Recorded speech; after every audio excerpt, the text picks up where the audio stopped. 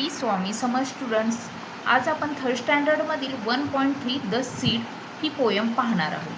आणि ह्या आधीचेही लेसन्स मी ह्या आधीच्या व्हिडिओमध्ये घेतले आहेत. जर तुम्ही पाहिले नसतील तर नक्की पहा. चॅनेलला सबस्क्राईब करा म्हणजे माझे सगळे व्हिडिओ तुम्हाला दिसतील. ओके, आता बघूया द सीड ही पोयम. सीड म्हणजे काय तर बी किंवा बियाणे. ओके, डू यू नो म्हणजे तुम्हाला माहीत आहे का द नेम्स ऑफ सीड्स म्हणजे सीडची बियाणांची नावं तुम्हाला माहीत आहेत का?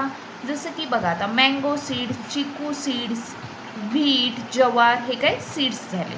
Okay, Wien do the seeds grow म्हणजे सीडची ग्रो कशी होते म्हणजे वाढ कशी होते. तर बघा आता बियाणे म्हणजे मातीमध्ये रुजवल्यानंतर त्याला कशाची पाणी आणि सूर्यप्रकाशची गरज असते, राईट. त्यावेळीच ते सीड्स ग्रो होतं. लिसन अँड सिंग. आता फर्स्ट मी तुम्हाला हे काय करते रीड करून दाखवते आणि आपण नंतर एका एका लाईनचा अर्थ पाहूया. Okay, a seed so small beneath a ground becomes a tree that strong and sound. It drinks the rain and feels the sun and soon its life has just begun.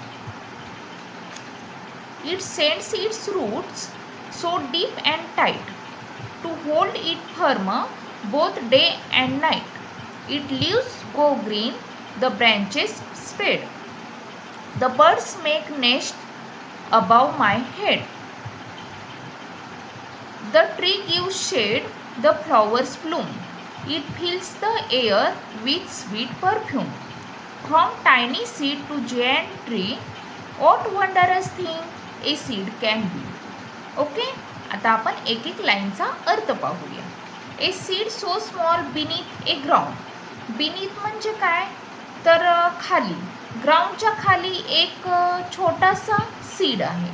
Okay, आता तुम्ही ह्या पिक्चरमध्ये बघितलं तर हा मुलगा आहे इथं या ग्राउंडमध्ये हे काही सीड दिसते.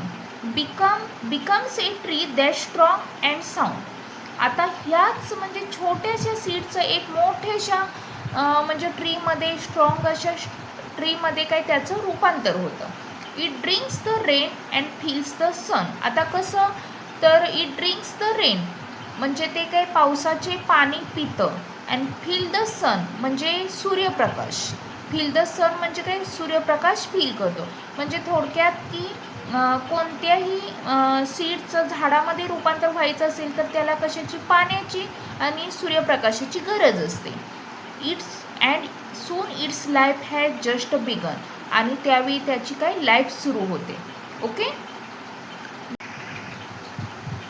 It send its root so deep and tight to hold it firm both day and night.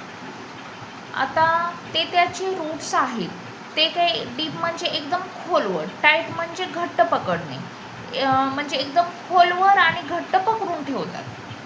To hold it firm both day and night म्हणजे रात्रंदिवस ते काय त्याला पकडून ठेवलेलं असतं.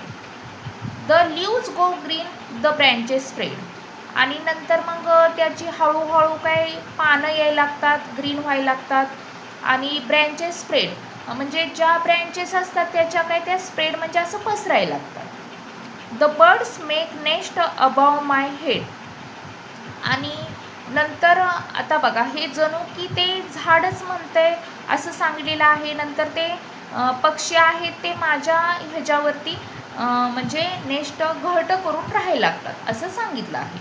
नेक्स्ट बघा आता.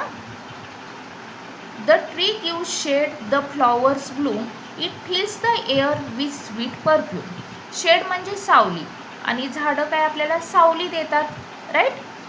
आणि जणू की म्हणजे त्याच्या फ्लॉवर्समुळे म्हणजे फुलामुळे एअर म्हणजे हवेमध्ये काही स्वीट परफ्यूम असं खूप सुगंध दरवळतोय असं वाटतं. From tiny seeds to giant tree आणि बघा आता एका छोट्याशा टायनी म्हणजे छोटंसं एका छोट्याशा सीडपासून जियंट ट्री म्हणजे एक खूप मोठं भलंसं असं काय ट्री बनतं.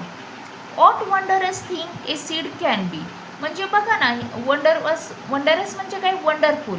बघा एक म्हणजे वंडरफुल थिंग ही खूप छानसं गोष्ट आहे की एक छोट्याशा सीडपासून म्हणजे कसं काय, म्हणजे हे सीड असं मोठंसं झाड येत असेल असं. ओके. तर स्टुडंट्स, आय होप की तुम्हाला ही पोयम समजली असेल.